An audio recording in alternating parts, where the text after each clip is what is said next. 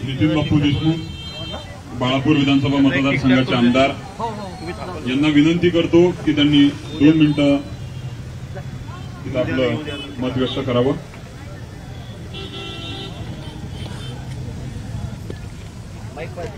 बीड जिल्ह्यातील अत्यंत दुर्दैवी घटना जे आतापर्यंत आपल्या देशात कधी घडली नाही।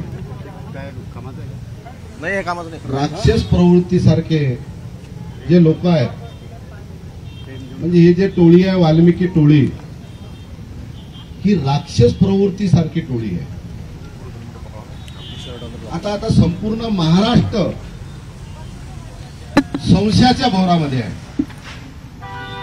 मी रोज या युट्यूबवर बातम्या पाहतो, संपूर्ण महाराष्ट्र संशयाच्या भोवरात यासाठी आहे की धनंजय मुंडे साहेबांनी मीडिया समोर सांगितले होतं की होय वाल्मिकी माझा मित्र आहे, अतिशय जवळचा आहे।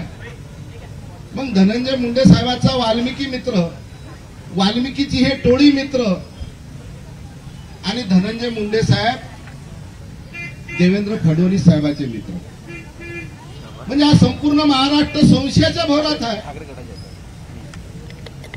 की देवेंद्र फडणवीस साहेबांचा अत्यंत विश्वासू जवळचा मित्र असलेला धनंजय मुंडे साहेब अत्यंत जवळचा मित्र आहे। धनंजय मुंडे साहेबांनी सांगितलं की वाल्मिकी होय वाल्मिकी माझा मित्र आहे। मुख्यमंत्री हल्ला म्हणून मग आता मित्र मित्राला वाचवते का काय? आपण महाभारत सुद्धा पाहिलं, कर्णाला माहित होतं दुर्योधन चुकीचं काम करते, पाप करते, पण कर्णाने आपल्या चुकीच्या मित्राला साथ दिली होती। पण तेच महाभारत आज या महाराष्ट्रात घडते का काय?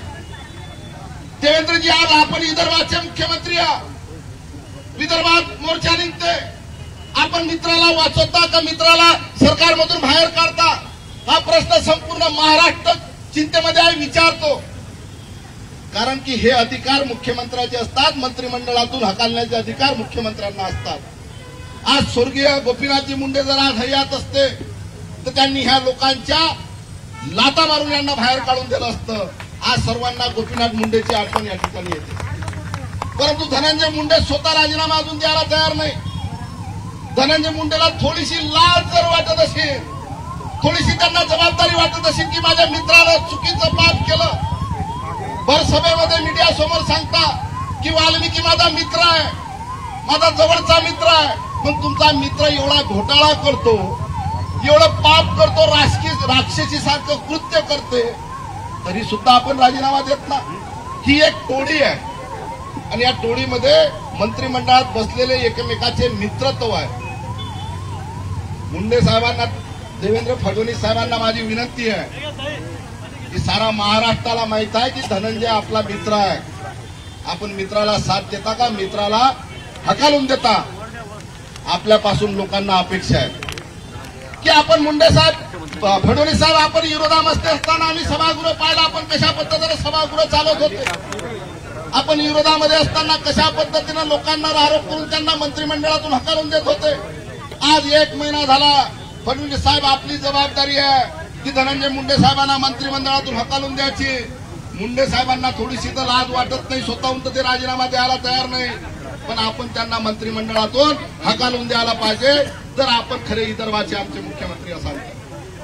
संपूर्ण महाराष्ट्र हा विचारामध्ये आहे की याच्यात चौकशी सुद्धा बरोबर होते का नाही। आज जरी मीडिया समोर सगळं आपल्याला दिसत असेल की चौकशी योग्य पद्धतीने चालू आहे, पण ज्या वेळेस कोर्टामध्ये चार्जशीट पुटअप होईल तर चार्जशीट पुटअप होत असताना आपल्या मित्राला कसा कोर्टामध्ये वाचवता येईल ह्या पद्धतीने धनंजय मुंडे साहेब प्रयत्न तर करत नाही, कारण की एकमेकाचे मित्रत्व आहे। जुना इतिहास पाहिला महाभारतापासून, मित्राला मित्र मदत करते, म्हणून हा धनंजय मुंडे सुद्धा आपल्या वाल्मिकी मित्राला मदत करते। म्हणून मुंडे साहेब स्वतःहून राजीनामा नसतील देत तर मुख्यमंत्र्यांनी त्यांना मंत्रिमंडळातून हकालून द्यावं अशी मी या ठिकाणी मागणी करतो। तरी सर्वप्रथम मी माझ्याकडून या जिल्ह्याच्या वतीनं संतोष देशमुखांना भावपूर्ण श्रद्धांजली देतो आणि त्यांच्या कुटुंबांना सावरण्याची ईश्वर शक्ती देव हीच या ठिकाणी प्रार्थना करतो आणि माझे 2 शब्द संपवतो. जय हिंद, जय महाराष्ट्र.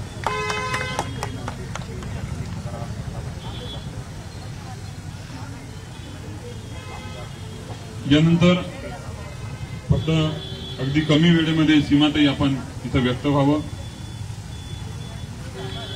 सर्वांना जय जिजाऊ. सर्वप्रथम संतोष दादा आणि सोमनाथ दादा यांच्या प्रती विनम्र शिवांजली अर्पण करते. खरं तर हा लढा न्यायाचा आहे, कुठल्याही जातीचा आणि कुठल्याही धर्माचा नाही, हे आपण समजून घेतलं पाहिजे. संतोष दादा आहेत म्हणून त्याच समाजाने पुढे यावं. या लढ्यासाठी सर्वांनाच यायचं आहे, कारण महाराष्ट्रात आपण आतापर्यंत मणिपूर ऐकलं होतं, परंतु मणिपूरची धग आता कुठल्या ना कुठल्या प्रकारे महाराष्ट्राला सुद्धा येत आहे. खरं तर महाराष्ट्र म्हणजे हा संतांची भूमी आहे. संतांचे विचार या महाराष्ट्रामध्ये रुजलेले आहेत. फुले शाहू आंबेडकरांचा विचार या महाराष्ट्रामध्ये चालतो आणि या महाराष्ट्रामध्ये अशा प्रकारच्या घटना ह्या खरंच निंदनीय आहे. या घटनेचा जिजाऊ ब्रिगेड तर्फे मी महाराष्ट्राचे अध्यक्ष या नात्याने तीव्र शब्दात निषेध व्यक्त करते. मला या लोकप्रतिनिधींना एवढंच म्हणायचं आहे की तुम्ही पुढे व्हा, तुमच्या मागे आम्ही कुठेही येऊ. मुंबईच नाही तर दिल्लीला जरी तुम्ही आवाज द्याल तर आम्ही संपूर्ण जिजाऊ ब्रिगेड आणि संपूर्ण महाराष्ट्राच्या ज्या महिला आहेत पूर्ण ताकदीनिशी या देशमुख परिवाराला न्याय मिळवून देण्यासाठी आम्ही रस्त्यावर उतरू.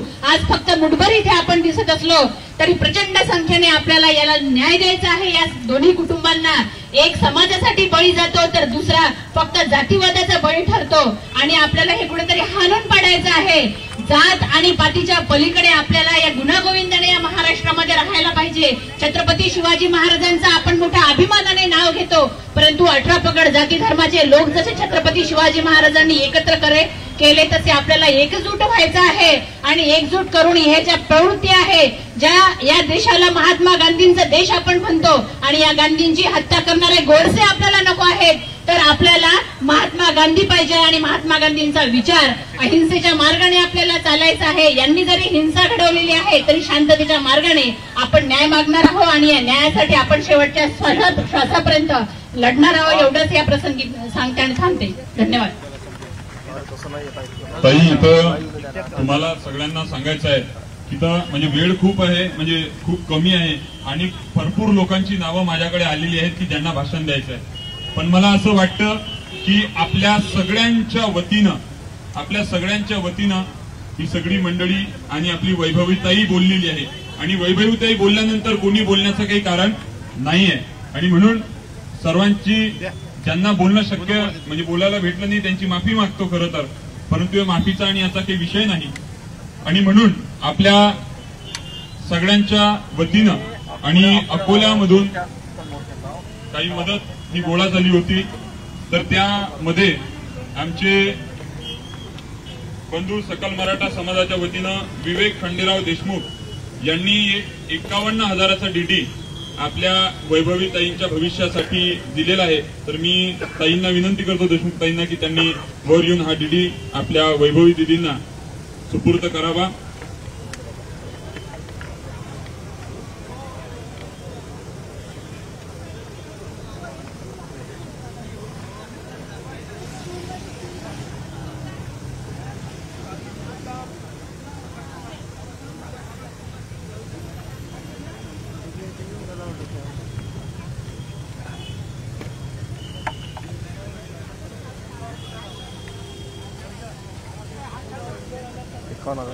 लक्षात घ्या. काय एकानावर दिली टाकून दिलं पुन्हा. हो, पुन्हा गेली मग तो विवेक देशमुख.